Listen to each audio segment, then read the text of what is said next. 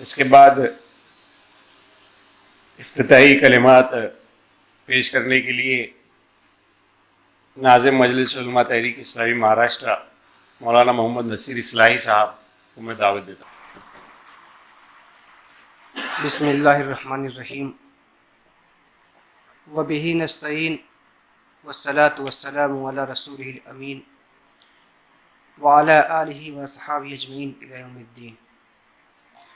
قال اللہ تعالی فی القرآن المجید اعوذ باللہ من الشیطان الرجیم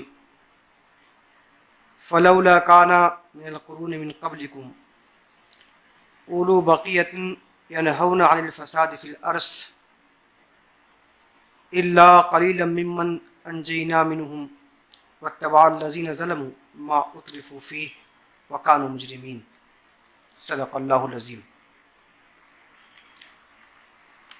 آج کے جلسے تقسیم انعامات اور رسم اجرا شش ماہی مجلہ صوت العلماء کے صدر مجلس جناب انجینئر توفیق اسلم خان صاحب، ہمارے اس پروگرام کے مہمان خصوصی مولانا عبدالحمید اظہری صاحب، مجلس کے دیگر ذمہ داران، علماء کرام اور شرکائے پروگرام، اللہ تبارک و تعالیٰ کا لاکھ لاکھ شکر و احسان ہے جس نے ہمیں اس بات کی توفیق اور استطاعت دی کہ آج کے اس پروگرام کا انعقاد ہم کر سکیں۔ بعدہ درود و سلام نازل ہوں آخری پیغمبر حضرت محمد مصطفیٰ صلی اللہ علیہ وسلم پر، جن کی وساطت سے ہم کو دین اسلام جیسی عظیم نعمت حاصل ہوئی ہے۔ قابل احترام شرکاء، آج کے اس اہم اجلاس میں میں سب سے پہلے آپ کا استقبال کرتا ہوں، آپ کا خیر مقدم کرتا ہوں۔ یہ بات ہمارے علم میں آ چکی ہے کہ آج کا اجلاس جو منعقد کیا گیا ہے اس کے دو مقاصد ہیں۔ ایک تو یہ کہ ریاستی سطح پر مجلس العلماء تحریک اسلامی مہاراشٹرا کی جانب سے علماء کرام کے لیے ایک مسابقے کا انعقاد کیا گیا تھا۔ اللہ کا شکر ہے کہ اس مسابقے میں ریاست کے علماء نے کافی عزم و حوصلے کے ساتھ حصہ لیا۔ ان کے عزم کو دیکھ کر کے خود ہمیں بھی حوصلہ ملا۔ اسی کے ساتھ ساتھ بیرون ریاست اتر پردیش، مغربی بنگال، جھارکھنڈ، مدھیہ پردیش سے بھی ہمیں فون موصول ہوئے تھے جو اس مسابقے میں شریک ہونا چاہتے تھے، مگر آپ سب جانتے ہیں کہ ہماری مجلس کا دائرہ کار ریاست مہاراشٹرا ہے، اس لیے ہم نے ان علماء سے معذرت کر لی اور وہ مقالہ نہیں لکھ سکے۔ اسی کے ساتھ ساتھ میں آپ کو یہ بھی بتاتا چلوں کہ ریاست سے کافی عالمات کے بھی فون ہم کو موصول ہوئے تھے جو اس مسابقے میں شریک ہونا چاہتی تھی، مگر صحیح بات یہ ہے کہ ابھی مجلس العلماء بھی بالکل اپنے ابتدائی دور میں ہے، ہم بھی ایک تجربے سے گزر رہے ہیں، تو ہم نے ان سے بھی معذرت کی کہ بروقت ہم علماء میں اپنی خدمات انجام دینا چاہتے ہیں، تو گویا وہ بھی ہماری ریاست کی جو عالمات ہیں وہ بھی اس میں شریک نہیں ہو سکیں۔ بہرحال علماء نے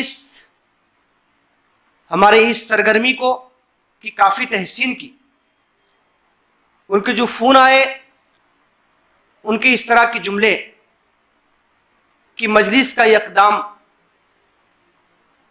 علماء کو غور و فکر اور سوچنے اور تدبر کرنے کے مواقع فراہم کرتا ہے. اور ظاہر سی بات ہے، صحیح بات تو یہ ہے کہ جو عنوانات متعین کیے گئے تھے موجودہ تناظر میں بھارت کے سینیریو میں کافی وہ اہم تھے، اور حقیقت یہ ہے کہ ہم صرف لکھانا نہیں چاہتے تھے بلکہ غور و فکر کی دعوت بھی دینا چاہتے تھے. مثال کے طور پر دیکھیے آپ، اس میں ایک عنوان تھا بھارت کے پس منظر میں دعوت دین کی ذمہ داری، دعوت دین اور علماء کرام کی ذمہ داریاں. دوسرا عنوان تھا بھارت کے موجودہ حالات اور مسلمانان ہند کا لائحہ عمل. تیسرا عنوان تھا مسلم پرسنل لا درپیش چیلنجز اور تحفظ کی عملی شکلیں. اور چوتھا عنوان تھا تحریک اقامت دین اور دینی مدارس کا کردار. آپ سب سوچ سکتے ہیں یہ عناوین واقعی اس لائق تھے کہ ان پر غور کیا جائے، تدبر کیا جائے، اپنے دماغ کی قوتیں اس پر صرف کی جائیں اور کچھ اچھے نکات اور اچھے نتائج سامنے لائے جا سکیں جو موجودہ حالات میں ملت کو سرگرم عمل رکھنے کے لیے، ملت کے وقار کو بحال کرنے کے لیے اور ملت کے سامنے ایک لائحہ عمل پیش کرنے کے لیے اہم ہو. اسی کے ساتھ ساتھ ہم نے یہ فیصلہ بھی کیا تھا کہ ریاست کے علماء کرام اور بیرون ریاست تک مدارس، مکاتب اور مساجد، مختلف ملی تنظیموں کی جمعیتوں ان کے ذمہ داران تک اپنی بات پہنچانے کے لیے مجلس کا ایک ماؤتھ پیس، ترجمان بھی جاری کیا جائے گا. اللہ کا شکر ہے کہ صوت العلماء کے نام سے مجلس کا ایک ششماہی مجلہ منظر عام پا آ رہا ہے. ابھی تھوڑی دیر میں انشاءاللہ اس کے اجرا کی رسم ادا کی جائے گی. ہم یہ سمجھتے ہیں کہ اس مجلے کے ذریعے انشاءاللہ ہم علماء کرام تک اور مذہبی قائدین تک اپنی بات، اپنی فکر اور اپنا پیغام بہت حد تک پہنچا سکیں گے. قابل احترام حضرات، اس کے علاوہ چند اور باتیں بھی میں آپ کے سامنے رکھنا چاہتا ہوں، اور ظاہر سی بات ہے وقت کم ہے اس لیے یہ باتیں میں بہت اشارتاً آپ سے کہوں گا. آج ملت اسلامیہ کی جو صورت حال ہے ہم سب اس سے اچھی طرح واقف ہیں. ہم سب جانتے ہیں کہ ہر طلوع ہونے والا سورج اس ملت کی مصیبتوں میں، اس ملت کی آزمائشوں میں، اس کے کرب و آلام میں اضافہ کر جاتا ہے. ملت ہر دن ایک نئے فتنے سے دوچار ہوتی ہے، عالمی سطح پر ہو خواہ ہمارے ملکی سطح پر ہو. جبکہ حقیقت یہ ہے کہ اسلام دنیا کا دوسرا سب سے بڑا مذہب ہے. دنیا کی آبادی میں مسلمانوں کی 23% حصہ داری ہے، یعنی دنیا کا ہر چوتھا فرد مسلمان ہے. دنیا کے نقشے پر اسلامی ممالک کی تعداد 57 ہے، اور مسلمان اس زمین پر ان بہترین علاقوں میں آباد ہیں جو وسائل سے مالا مال ہیں. دنیا کی سب سے بہتر کتاب ہمارے اور آپ کے پاس ہے، مگر اس کے ساتھ ساتھ یہ بھی حقیقت ہے کہ یہ ملت بالکل بے وقات ہے، بے وزن ہے، بے حیثیت ہے. اتنا سب کچھ ہونے کے باوجود یہ ملت آج اس پوزیشن میں نہیں ہے کہ اپنا فیصلہ خود کر سکے. دوسرے ممالک اس کو ڈکٹیٹ کرتے ہیں. باطل طاقتیں، اجتماعی قوتیں اور چند بڑے ممالک کے لیے یہ پوری ملت ایک لقمہ تر بنی ہوئی ہے. ملت مختلف خیموں میں اور کیمپوں میں تقسیم ہے. ان کی سرزمینیں انہی کے بھائیوں کے خون سے لالہ زار ہو رہی ہیں. دشمنوں نے پوری طرح سے اس کو اپنے دام فریب میں گرفتار کر رکھا ہے. خود اپنے وطن عزیز بھارت کی صورتحال یہ ہے کہ یہاں کی دوسری اکثریت، بڑی اکثریت ہم اور آپ ہیں. 20-22 کروڑ کی تعداد میں ہم یہاں رہتے اور بستے ہیں. اتنی بڑی تعداد عرب ممالک میں بھی نہیں پائی جاتی ہے. ایک شاندار ماضی کے مالک ہیں. مدارس، مساجد، مکاتب کی ایک معتد بھی تعداد ہمارے پاس ہے، مگر بے وقار، بے وقات اور بے حیثیت ہم ہیں یہاں پر. پہلے تو کم از کم کنگ میکر یا ایک ووٹ بینک کی حیثیت ہم کو حاصل تھی، مگر 2014 کے پارلیمانی الیکشن اور اس کے بعد اتر پردیش اور گجرات کے ریاستی الیکشنوں کے بعد یہ بھرم بھی دور ہو گیا ہے.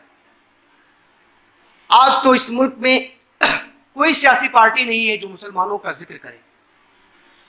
آپ یہ نہیں کہہ سکتے کہ فلاں پارٹی ہمارا ذکر کر رہی ہے اور فلاں پارٹی ہمارے مسائل کا ذکر نہیں کر رہی ہے. گویا صورتحال یہ ہے کہ اس ملک کی اتنی بڑی آبادی ناقابل ذکر ہو کے رہ گئی ہے. اس کا کوئی ذکر نہیں کر رہا ہے، اس کے مسائل کا، اس کے وجود کا. یہ سب کچھ اس ملک میں ہو رہا ہے. اس کے ساتھ آپ دیکھیے یہاں پر ہمارے تشخص، ہماری شناخت کو مٹانے کی کوششیں، ہمارے مدارس، مساجد، دینی ادارے اور تنظیموں کو شک و شبہ کی نگاہ سے دیکھنا، طلاق ثلاثہ اور دوسرے مسائل کو لے کر کے شریعت میں مداخلت کی کوشش، تاریخ کو مسخ کرنے کی کوششیں، ہجومی تشدد کے ذریعے مسلمانوں کا قتل عام، فسادات کے ذریعے ان کے املاک اور جان و مال کا اتلاف، ایک بھیانک، المناک اور دردناک تصویر اس ملت کی. قابل احترام حضرات، یہ تصویر ہم روزانہ دیکھتے ہیں. ایسا نہیں کہ میں کچھ نئی چیز آپ کے سامنے بیان کر رہا ہوں. ہم سب اس سے واقف ہیں اور ہمارے علم میں یہ باتیں ہیں. دراصل حالات کی شدت کا بیان کر کے آپ کو مایوس نہیں کرنا ہے، بلکہ اس نقطے پر ہم لانا چاہتے ہیں کہ آخر ان حالات کا علاج کیسے ہو سکتا ہے، کس طرح کی تدابیر ہم کو اور آپ کو اختیار کی جانی چاہیے. قابل احترام حضرات، حالات کتنے بھی خراب ہوں، ایک بات ہم کو یاد رکھنی چاہیے کہ انہی میں کام کرنے کے مواقع بھی باقی رہتے ہیں. جو کام کرنے والے ہیں ان کے لیے حالات خراب کبھی نہیں ہوتے.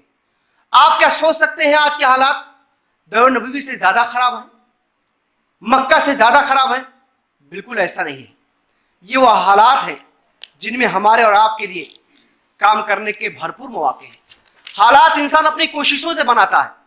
نیپولین بوناپارٹ نے تو کہا تھا حالات کیا ہیں؟ حالات تو میں خود بناتا ہوں.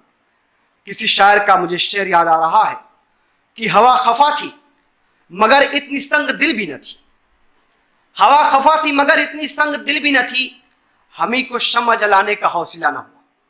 تو صحیح بات تو یہ ہے کہ حالات تبدیل کرنا، اس کو نئے رخ پہ پھیرنا، یہ ہمارا اور آپ کا کام ہے.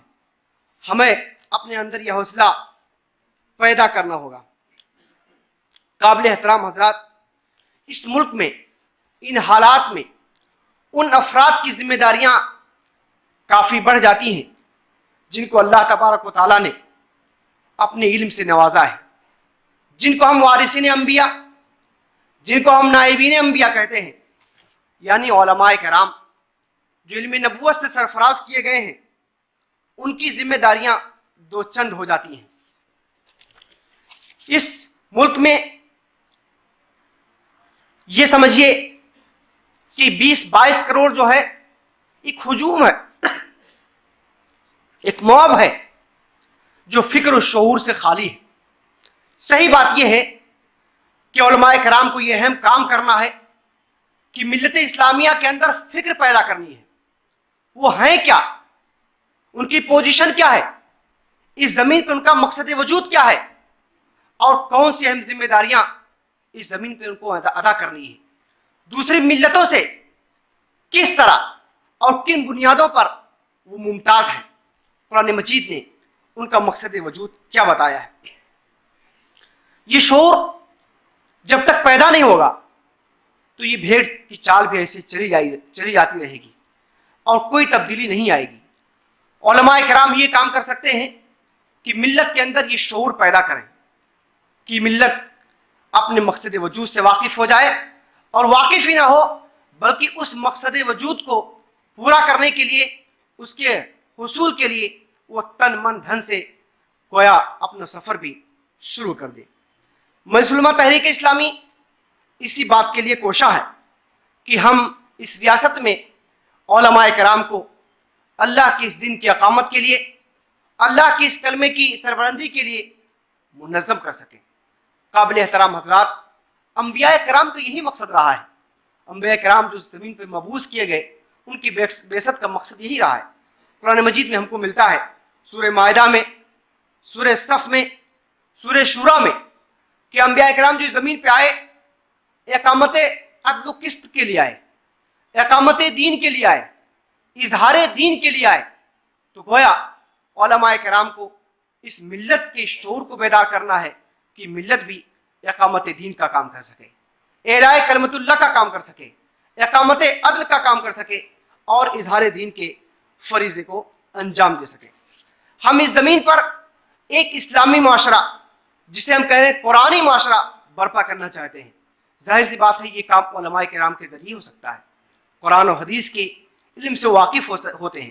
اگر وہ اس کام کو کرنے لگ جائیں تو بہت آسانی کے ساتھ اس ٹارگٹ کو، اس ہدف کو حاصل کیا جا سکتا ہے۔ دین کا ضروری علم امت میں پیدا کرنا ہے، اور اس علم کے بیس پر گویا ایک معاشرے کو کھڑا کرنا ہے۔ اسی کے ساتھ ساتھ اس ملت میں جو مختلف قسم کی شدت پسندی ہے، خاص طور سے مسلکی، اس سلسلے میں بھی ہم کو اس ملت کو موڈریٹ کرنا ہے، تاکہ اس کے اتحاد اور یکجہتی کو یقینی بنایا جا سکے۔ اس ملت کو اس بات کی ترغیب دلانی ہے کہ اپنے تمام مسائل میں، خواہ خانگی ہوں، گھریلو ہوں، باہمی ہوں، کچھ دوسرے مسائل ہوں، وہ شریعت الہی کی طرف رجوع کرنے والی ملت بن جائے، اپنے تمام مسائل کو قرآن و سنت کے روشنی میں حل کرنے والی ملت بن جائے۔ مجلس العلماء کے یہی کچھ مقاصد ہیں جس کو لے کر کے وہ کھڑی ہوئی ریاست میں، اور اس کے لیے علماء کرام کو پکار رہی ہے، آواز دے رہی ہے۔ اللہ کا شکر ہے کہ اس وقت ہماری تعداد، یعنی مجلس العلماء کے ارکان کی تعداد تقریباً 300 ہے۔ لوگ تیزی کے ساتھ، علماء کرام تیزی کے ساتھ مجلس کے ساتھ جڑ رہے ہیں، اور انشاءاللہ مستقبل میں ہمیں یہ امید ہے کہ ہمارے کام کی رفتار مزید بڑھ جائے گی، اور جو ایک خواب لے کر کے ہم اس ریاست میں گویا میدان عمل میں آئے ہیں، اس خواب کی تعبیر ہم حاصل کر سکیں گے۔ اللہ تبارک و تعالیٰ سے دعا ہے کہ اللہ تعالیٰ ہمیں ہماری نیتوں میں خلوص عطا فرمائے، ہمارے جذبوں کو قبول فرمائے، اور جو کچھ ہم کر رہے ہیں اس کو ہمارے لیے ذخیرہ آخرت بنا دے۔ اللہ تبارک و تعالیٰ ہم سب کے یہاں آنے کو اور بیٹھنے کو قبول فرمائے، اور آج کی اس اجلاس کو ملت کے مفید اجلاس بنا دے۔ وآخر دعوانا الحمدللہ رب العالمین۔ جزاکم اللہ خیر۔